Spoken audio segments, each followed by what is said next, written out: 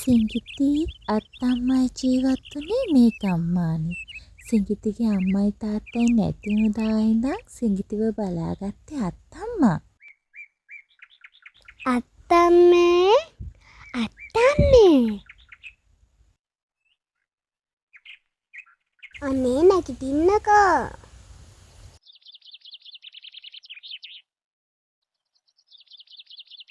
අනේ දුවේ සුනංගුනානේ මට හොඳට ඕම නින්ද ගියානේ. ඇඟපතේ අමාරුවටත් එක්ක වෙන්නේ නැති. නෑ අත්තම්මේ වෙලා ගිහිල්ලා නෑ. ගෙදර වැඩ කරලානේ අත්තම්මේ තියෙන්නේ.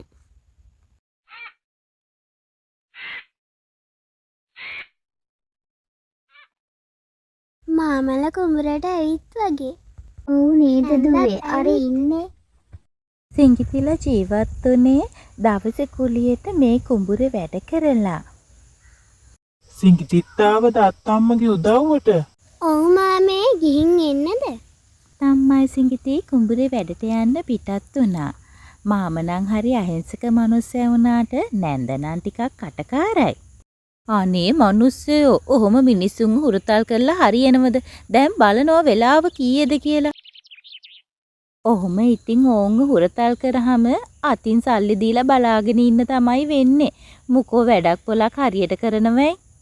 අනේ එහෙම කියන්න එපා හාමිනේ, දුප්පත් මිනිස්සුනේ. උන්ට පුළුවන් විදිහටනේ වැඩ කරන්නේ. අනේ ඉතින් සිංගිති අත්තම්මයි උදේම වැඩ පටන් ගත්තා. ඉතින් අත්තම්මත් වයසට ගියාට හරියට කුඹුරු වැඩ කළා.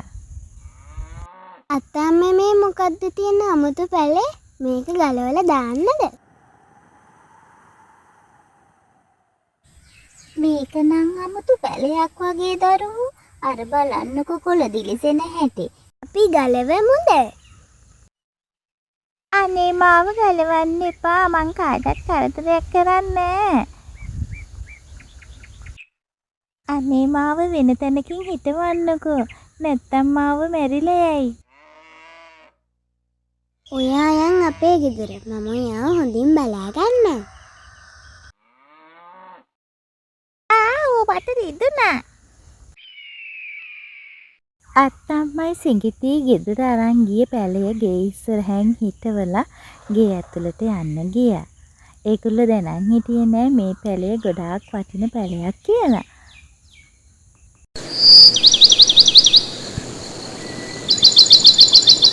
ඉතින් සුපුරුදු පරිදි පසුදා උදෑසන අවදි වුණු අත්තම්මයි සිංගිති කුඹරට යන්න පිටත් වෙන්න හිතාගෙන එළියට බැස්සා. සිංගිති ඉතින් අලුතෙන් හිටවපු පැලයට වතුර දැම්මා.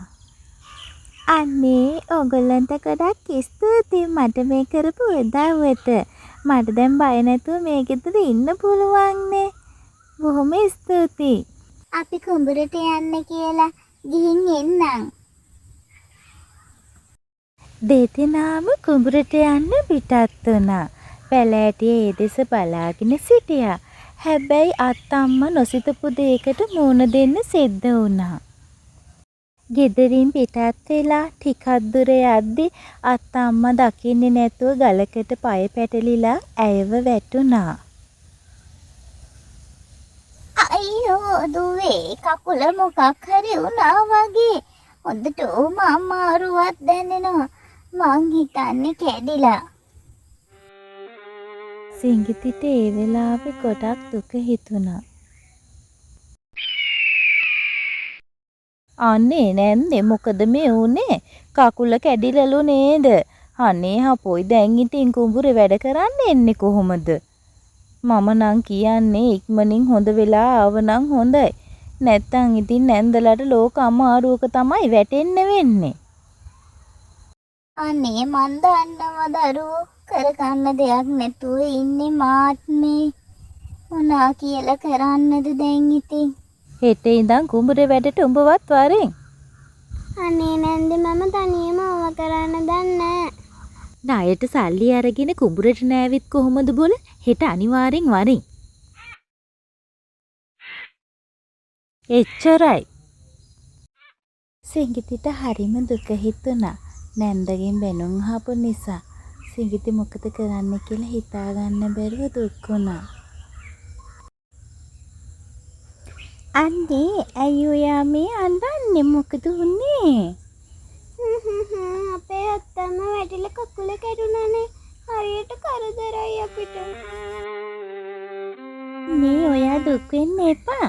මං ඔයාට උදව් කරන්නම්. ඔයාලා මට උදව් කරානේ. ඉන්නකෝ මං පුංචි බෙහෙතක් දෙන්න. මේක කන්න. එතකොට හරියයි. දැන් මේ ඖෂධ කලේ කන්නක. එතකොට ඔයාගේ වේදනාව අඩු වෙයි.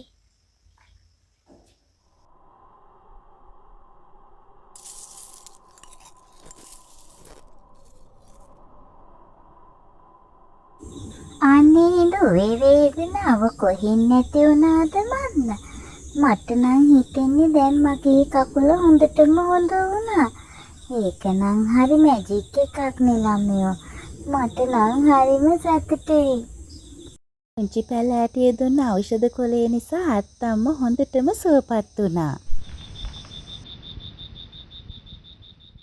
නැන්දේ ඔයා ගෙදරද? අනේ නැන්දේ නංගිව වැටුණා. එයාට ඇවිදින්න බෑ. අනේ මොකද දරුවෝ උනේ? අයියෝ කරගන්න දේවල් මේ ළමයිනුත්. අනේ නැන්දේ අම්මන් ගෙදර නෑ නැන්දේ. නංගි වැටලා කකුල තුවාල වුණා. මං හිතන්නේ කකුල කැඩිලා වගේ. මෙන්න මේ බෙහෙත් කොලේ කන්න. උයි වේදනාව අඩු වෙයි ඉක්මනටම. අනේ නංගි ඔයාට හොඳයිද නේද? අත්තම්ම දීපු බෙහෙත් කොලේ කාපු පුංචි දරුවට ඉක්මනින්ම හොඳ වුණා. නංගි කොහෙද මේ යන්නේ? කාලෙකින් දැක්කේ ඔයාලව. ඔයා දන්නව ඇතිනේ අපිට වෙච්ච කරදරේ. දැන් නම් ඒ ඔක්කොම ඉවරයි. ඇසිලින් නැන්දට පින් සිද්ධ වෙන දරුවගේ කකුලත් සනීප වුණා. ඔව් මටත් ආරංචි වුණා ඕක. මාත් ගොහින් එන්නම් අක්කේ කඩ මණ්ඩියට යන්න.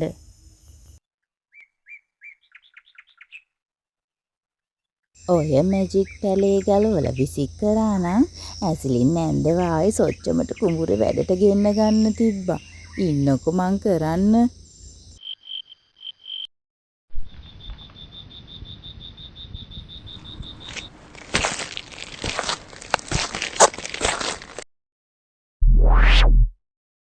කවුද මේ මහරෑ මගේ ඇඟ තත තියන්න ආවේ? කවුද ඔයා? ඇය පැලේ ගලව ගන්න හිතුවා. අනේ අම්මෝ මේ ගහේ තියෙන නපුරුකම මගේ අත අතාරින්න. රිදෙනවා අයියෝ. මේ ගහෙන් බේරෙන්නේ කොහොමද මම දැන්? මගේ අත අතාරිනවෝ අයියෝ. ඇසිලින් නැන්දේ මෙන්න මාව කනවෝ. බේරගනියෝ. අනේ ඇසිලින් නැන්දේ.